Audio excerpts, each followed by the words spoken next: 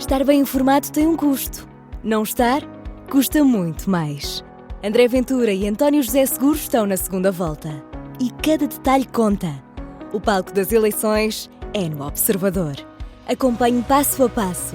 Assine hoje o Observador e garanta acesso a todos os artigos, agora com 40 € de desconto. Saiba tudo em observador.pt.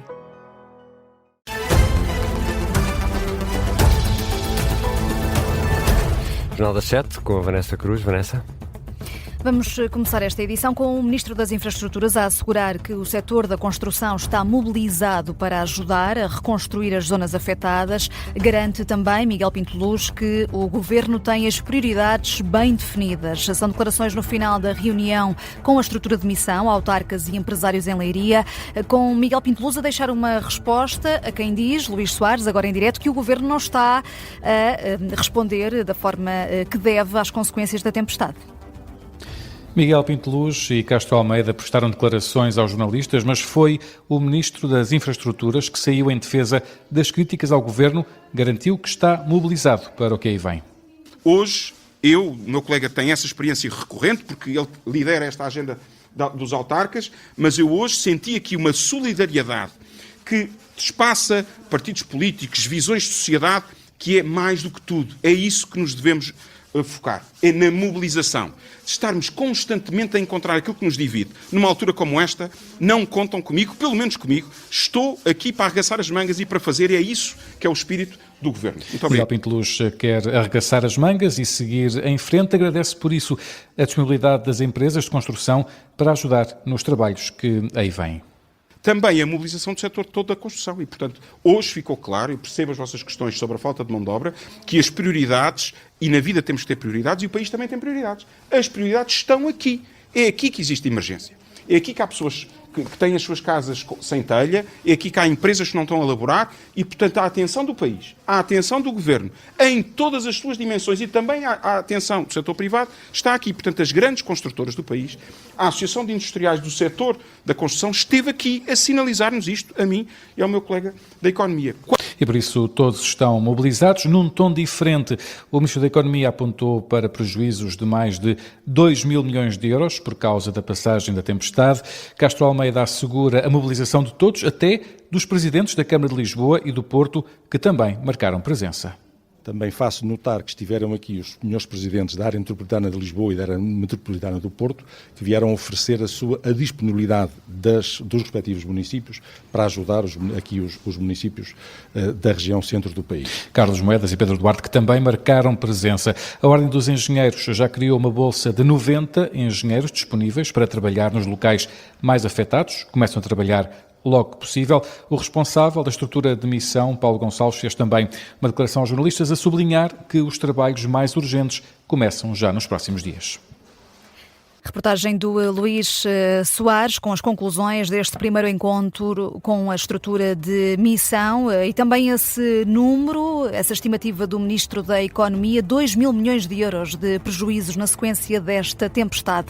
A qualquer momento está previsto um novo ponto de situação sobre o mau tempo feito pela Proteção Civil. Vamos acompanhar essa conferência de imprensa em direto da Autoridade Nacional de Emergência e Proteção Civil, aqui nesta hora das 7, na Rádio Observador. Entretanto, a Ministra da Administração Interna foi questionada hoje em Coimbra sobre o que terá corrido mal nos últimos dias, em termos de mobilização de meios. O que respondeu a Ministra Vanessa? Maria Lúcia Amaral não soube precisar exatamente o que falhou. Não sei o que é que falhou, não lhe posso dizer exatamente o que é que falhou, porque o sistema é complexo e as entidades coordenadoras do sistema de proteção civil têm tido todo o cuidado de garantir a colaboração entre todos. Agora, também é preciso que se tenha em linha de conta que as necessidades são muitas, de vários lados, que esta foi uma crise com aspectos múltiplos. A Ministra da Administração Interna desconhece o que falhou. Os dois candidatos presidenciais já reagiram, entretanto, a estas declarações de Maria Lúcia Amaral. Vamos começar por António José Seguro, que está em Campo Maior. Que comentário lhe merece, Vasco Maldonado Correia? Nenhum. Vanessa diz que essa tarefa não lhe compete. É uma decisão de, em vez de fazermos o último cartaz da campanha como estava previsto, damos-lhe um uso mais útil, que é acudir às pessoas que precisam de tapar os seus telhados. É um contributo a que juntamos a tantos milhares de contributos que os portugueses têm estado a dar com os nossos concidadãos. Não era naturalmente este o som que queríamos ouvir. Vamos aqui ouvir, Vasco, vamos tentar aqui ouvir. Eu sou candidato a Presidente da República e, portanto, não vou fazer comentários sobre aquilo que os ministros dizem ou não. Mas aceitaria uma resposta desta? Se vier a merecer a confiança dos portugueses para ser Presidente da República, em primeiro lugar, como já sabem, essas conversas são com o Primeiro-Ministro. É o que diz António José Seguro, conversas com o Primeiro-Ministro, fica esse recado, ele que volta a frisar que esta não é a altura para um passa-culpas, apesar de sublinhar que esse tempo de tirar ilações sobre o que correu mal vai chegar e também é importante. Hoje, e agora sim, António José Seguro decidiu doar 1.500 metros de lona para as regiões mais afetadas, que iam servir para fazer os últimos cartazes da campanha. Explica que vão servir um propósito mais importante, propósito esse que já aqui ouvimos, diz que esse material é mais útil nessas regiões mais afetadas. Uma das propostas feitas por Seguro foi o alargamento do prazo de execução do PRR, proposta feita esta semana, tendo em conta os estragos da Depressão Cristine. Ora, hoje o Ministro da Economia disse aqui na Rádio Observador que a solução não iria passar por aí, mas que o que for decidido vai ter o mesmo objetivo em mente, simplesmente uma outra ferramenta, um outro instrumento. Ora, para António José Seguro, desde que os problemas das populações sejam resolvidos, então tudo bem, foi o que disse esta tarde de passagem por Campo Maior, sendo que à noite, já daqui a pouco, tem marcado também um comício em Porto Alegre. Reportagem do Vasco Maldonado Correia, que está a seguir a campanha de António José Seguro. André Ventura também critica a Ministra da Administração Interna por não saber onde é que o sistema falhou nos últimos dias. O candidato presidencial diz que Maria Lúcia Amaral não sabe desempenhar o cargo que ocupa. Nesta altura, André Ventura está numa sessão de esclarecimento com apoiantes em Aveiro. Miguel Viterbo Dias, que reparos deixa o candidato? André Ventura diz que Maria Lúcia Amaral está a gozar e a brincar com a inteligência do povo português. Sabe o que é que falhou? Ouça-nos aqui, percebam o que é que falhou e, sobretudo, faça-nos um favor. Deixe de nos insultar a inteligência a nós, deixe de gozar com as pessoas e faça aquilo para que é nomeada. É Ministra da Administração Interna. Deve garantir que a Administração Interna responde às pessoas, que não responde a nenhum lobby político, nem está refém de nenhum lobby político. Essa suspeição de André Ventura de que Maria Lúcia Amaral pode estar refém de algum lobby ou de algum interesse instalado no setor da administração interna, o candidato apoiado pelo Chega, que hoje já virou um pouco a agulha, apesar de dizer que quer falar apenas da tempestade, acabou por deixar vários recados a António José Seguro, também ao Governo, diz que já venceu estas eleições na medida em que deixou para trás João Coutinho Figueiredo e Luís Marques Mendes, é assim o líder da direita, e isso já é por si só uma vitória.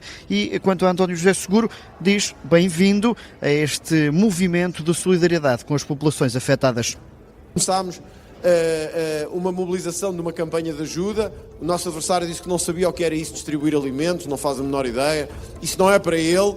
Depois dissemos que íamos dar lonas, que é isso é cá para as pessoas que não interessam nada. Hoje o que é que ele foi fazer? Distribuir lonas. Claro que hoje, para alguma da imprensa, António José Seguro distribui lonas, mas nós andamos há 3 dias a falar nisto. Pedimos e fizemos às nossas estruturas que fossem aos nossos outdoors. André Ventura a dizer que o Chega está a fazer isto há muito mais tempo e que isso não foi reconhecido pelo país, a deixar assim um recado a António José Seguro, o candidato presidencial que ainda não tem agenda para o dia de amanhã. Há também alguma expectativa sobre a previsão meteorológica e sobre como isso pode impactar ou não esta campanha eleitoral. Reportagem do Miguel Viterbo Dias, que está a seguir André Ventura, a campanha presidencial dominada pelo mau tempo. Entretanto, em Sor, também no distrito de Coimbra, aproveitaram-se as abertas no estado do tempo para algumas reparações, mas o agravamento do tempo no resto da semana está a preocupar. Entretanto, temos a indicação que a Autoridade de Emergência Nacional e Proteção Civil está pronta para a conferência de imprensa. No período já decorre a esta hora e é Daniela Fraga, adjunta de Operações da Proteção Civil, que está a falar. Vamos aqui escutar. Temos a registrar 1.327 ocorrências, sendo o período mais crítico entre as 8 da manhã e as 12. As sub-regiões mais afetadas continuam a ser praticamente as que já foram, infelizmente. Temos a região de Coimbra, Leiria, Oeste, Lisboa e também a Beira Baixa. Efeitos expectáveis face às condições meteorológicas que são previstas para os próximos dias pelo Instituto Português do Mar e da Atmosfera, temos então a ocorrência de inundações em zonas urbanas, a ocorrência de cheias potenciadas pelo transbordo do leito de cursos de água, de rios e também de zonas ribeirinhas. Podemos ter aqui a questão da instabilidade de vertentes face ao período que nós estamos constantemente a ter precipitação persistente. Os solos encontram-se saturados e esta probabilidade de ocorrer instabilidade e movimentação de massa pode acontecer. Piso escorregadio, face também à formação de lençóis de água ou potenciadas pela acumulação de gelo em áreas com queda de neve. Possíveis acidentes na orla costeira face à agitação marítima. Arrastamento para as vias rodoviárias de objetos soltos, principalmente nas sub-regiões que foram afetadas pela depressão Christine. Como medidas preventivas, destacar aqui a desobstrução dos sistemas de escoamento de águas, evitar qualquer tipo de atividade próxima a linhas de água que tenham o histórico de ficarem inundadas e também a questão da travessia de zonas ou áreas ou vias que estejam submersas por água. Por vezes, a quantidade de água pode nos parecer reduzida, mas nunca sabemos o que é que está por detrás. Pode ter ali algum constrangimento que poderá influenciar e colocar em perigo esta passagem. Queria deixar aqui 3 notas importantes. Quando é necessário trabalhar com geradores, e temos atualmente, face aos constrangimentos vividos nos últimos dias, temos população e indústrias a trabalhar com geradores. Os geradores trabalham com motor a combustão, libertam gases tóxicos. Devem ser colocados no exterior das habitações e também das indústrias, evitando que os gases se acumulem em qualquer tipo de compartimento e cause intoxicação por monóxido de carbono.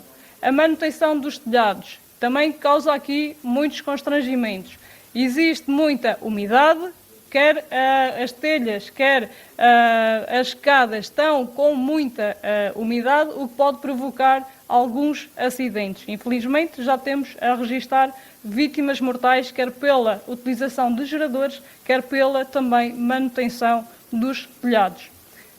Em última parte, colocar na questão históricas com potencial de ficarem inundadas, colocação de sacos e tamponamento de portas e de janelas, evitando assim a entrada de água nas habitações ou infraestruturas que possam estar construídas em leitos de cheia ou em áreas com histórico potencial de inundação.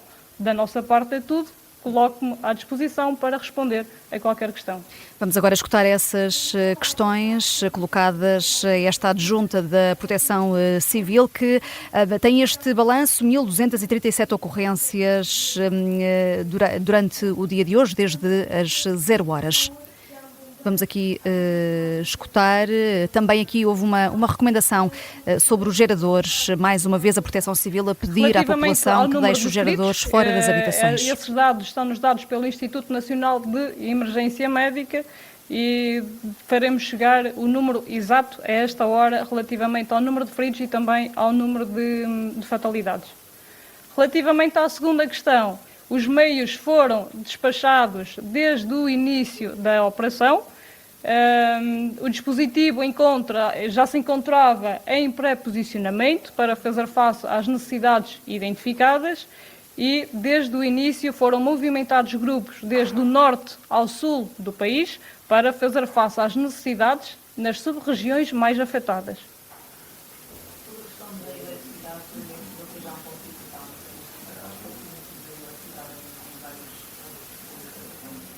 As entidades responsáveis pela distribuição da energia elétrica encontram-se no terreno a trabalhar arduamente e a tentar repor o máximo no menos curto de tempo possível. Esta situação temos que validar com a própria entidade para validar o tempo de resposta e também a celeridade nesta questão do reposicionamento da energia elétrica. Mais uma questão dirigida aqui à Adjunta de Operações da Proteção Civil, neste briefing sobre o mau tempo. Vamos tentar aqui perceber. Neste momento, o dispositivo da redes e de todas as entidades com esta responsabilidade está a trabalhar no terreno. Já tem havido uma resposta mais rápida do que era previsível, isto porque as condições meteorológicas também vieram aqui facilitar um pouco o trabalho e esta reposição da energia elétrica, mas creio que dentro de alguns dias esta situação poderá estar regularizada.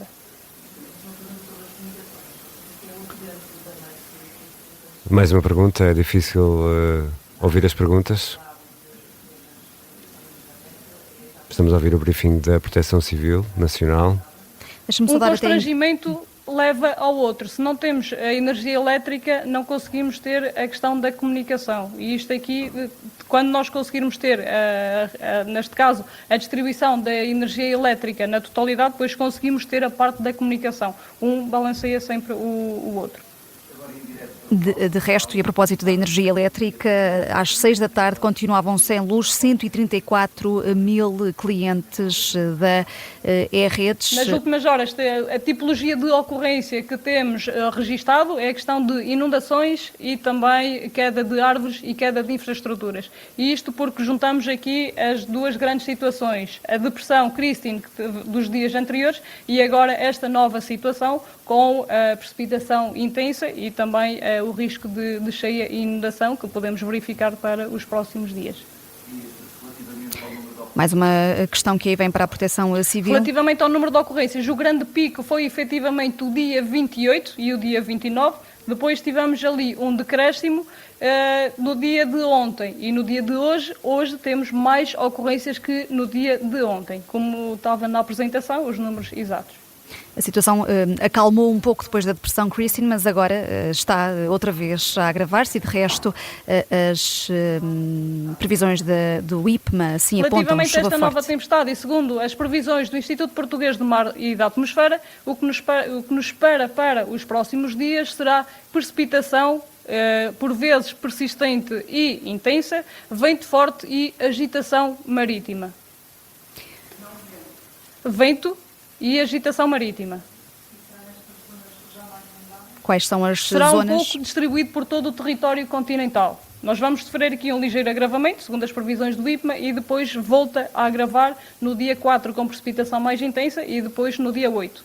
Quero referir que são previsões que podem sofrer alteração a qualquer momento. É uma ressalva deixada aqui pela Na quinta-feira já vamos ter a tempestade Lourenço. Sim, é nesse dia que, sobretudo na zona centro e em Leiria, a chuva vai cair com maior intensidade. O pré-posicionamento de meios existe. O pré-posicionamento de meios já foi feito no dia de ontem. Existem locais estratégicos identificados onde foram colocadas equipas de reforço de diferentes agentes de proteção civil, nomeadamente aqui a questão dos bombeiros, da Força Especial de Proteção Civil, da GNR, da PSP, de outras entidades em que participam e contribuem para a reposição da normalidade, contribuem para o sistema de proteção civil, isso já foi feito, e se tivermos aqui uma dispersão também a nível do território continental, os meios também estão nos seus corpos de bombeiros e também nas diferentes bases das suas unidades. Aqui a preocupação e as perguntas vão muito nesse sentido sobre a região de Leiria. Vamos ver o que responde. Existe esta aqui adjunta uma da Proteção situação Civil. que é o estado de prontidão especial. O mesmo foi elevado para nível 4 às 16 horas do dia de ontem. Significa que, além dos meios que contribuem para a reposição da normalidade numa situação de rotina, foi incrementado mais 100% desses meios. Significa que os que estão em Leiria é um reforço do que é habitual existir nas diferentes sub-regiões. E penso que terminar, ainda não, ainda há mais uma questão para a Proteção Civil. Vamos ouvir o briefing em direto a partir de Carnaxide. Uma queixa de um presidente de Câmara.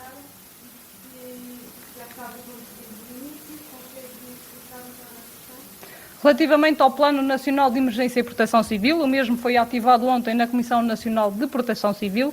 O mesmo aqui vai-nos trazer algumas situações de comando e controle e coordenação das operações. Já existiam nas diferentes sub-regiões que foram afetadas os postos de comando, passam a ser postos de comando a nível municipal, que é os PCMUN, e depois também temos os postos de comando a nível distrital e o posto de comando a nível nacional. De reforçar que aqui no Comando Nacional, além do Centro de Coordenação Operacional Nacional que está ativado desde o dia 27, existe aqui também um incremento na especificidade de cada célula que depois trabalha para sustentar a tomada de decisão, quer dos municípios, quer também a nível dos serviços municipais de proteção civil. Relativamente à questão do Presidente de Câmara de Alvaiázere, foram projetados meios de reforço para o município. Creio que essa situação esteja resolvida. Esses meios chegaram a minutos antes de chegar também a Ministra da Administração Interna, Alvaiázere, para um encontro com o Presidente da Câmara. Desde o início que o nosso dispositivo está no terreno e encontra-se a trabalho, encontra-se na reposição da normalidade. E Alvaiázere é uma situação em que poderão estar a chegar mais meios de reforço, mas os bombeiros garantidamente que já se encontravam no local.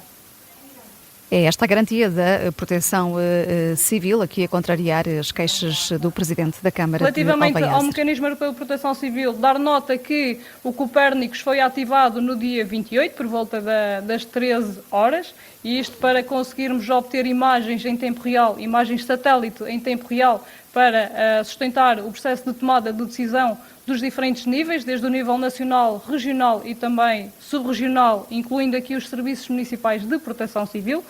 Relativamente à ativação do mecanismo, o Sr. Presidente já fez declarações. Antes deste ponto de situação, mantemos as declarações do Sr. Presidente. Fica por aqui o briefing da Proteção Civil. Diz a Proteção Civil que os solos estão saturados e a chuva pode tornar os solos instáveis nos próximos dias. De resto, o Instituto Português do Mar e da Atmosfera prevê que a chuva forte comece a cair, sobretudo, quarta e quinta-feira. Por volta das 6 da tarde continuavam sem luz 134 mil pessoas. É este balanço da E-Redes. As zonas mais críticas continuam a ser Leiria, 95 mil clientes ainda sem energia, depois Santarém, 22 mil, Castelo Branco com 11 mil e Coimbra com cerca de 1.000 clientes sem energia. Entretanto, Vanessa Cruz, muito se tem falado sobre a participação das Forças Armadas nos esforços de apoio às populações. Afinal de contas, quantos militares estão hoje no terreno? As Forças Armadas dizem que há 1.090 a dar apoio direto às populações desde o dia 28 de janeiro, desde a semana passada, quando a Depressão Christine passou por Portugal. Mais de 200 viaturas, 23 máquinas de engenharia, 12 equipamentos Starlink, rede satélite, 20 equipas de limpeza para também ajudarem no terreno. Vamos ainda olhar para outro ponto importante a esta hora. Vanessa Cruz, quantas pessoas estão ainda sem rede móvel? Já falámos aqui de quantas pessoas não têm a luz e agora vamos falar sobre quem ainda não tem rede móvel. São perto de 200 mil, embora mais de metade dos locais afetados já estejam recuperados. Certo é que a Presidente da Autoridade Nacional de Comunicações, a ANACOM, explica que muitas infraestruturas de telecomunicações ficaram danificadas. Entretanto, Entretanto, olhando para as empresas de telecomunicações, a MEO indicou há pouco que as situações mais críticas são os concelhos de Leiria, Pombal, Alcobaça, Marinha Grande e Orém. Não há previsão de quando as telecomunicações podem ser repostas, mas em todas as sedes de concelho já há, nesta altura, cobertura móvel no centro da cidade.